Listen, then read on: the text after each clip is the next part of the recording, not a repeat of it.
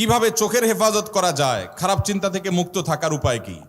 চোখের হেফাজত করার একমাত্র উপায় হলো চোখকে অবনত করা, অর্থাৎ যেখানে চোখ ফেললে আমি গুনাহ থেকে বাঁচতে পারবো না সেখানে চোখ ফেলা যাবে না। ফেসবুকের যে পেজে, যে গ্রুপে, যে আইডিতে খারাপ জিনিস আসে, বেপর্দা নারীর ছবি আসে, সেগুলো দিকে তাকাও, সেগুলোকে আনফলো করতে হবে। এটা হলো নিজেকে নিয়ন্ত্রণ করা। আল্লাহ বলেছেন কুল্লিল মুমিনিনা ইয়াগুদ্দু মিন আবসারিহিম ওয়া ইয়াহফাযু ফুরুজাহুম। হে রাসূল, আপনি ঈমানদার পুরুষদেরকে বলে দিন তারা যেন তাদের চোখগুলোকে নিয়ন্ত্রণ করে, দৃষ্টিকে নিয়ন্ত্রণ করে, অবনত করে এবং তাদের ইজ্জতকে, সম্ভ্রমকে, লজ্জাস্থানকে হেফাজত করে। অতএব আপনি চোখের হেফাজতের জন্য চোখকে অবনত করতে হবে, চোখকে নিচের দিকে তাকিয়ে হাঁটতে শিখতে হবে, যেখানে সেখানে তাকানো যাবে না।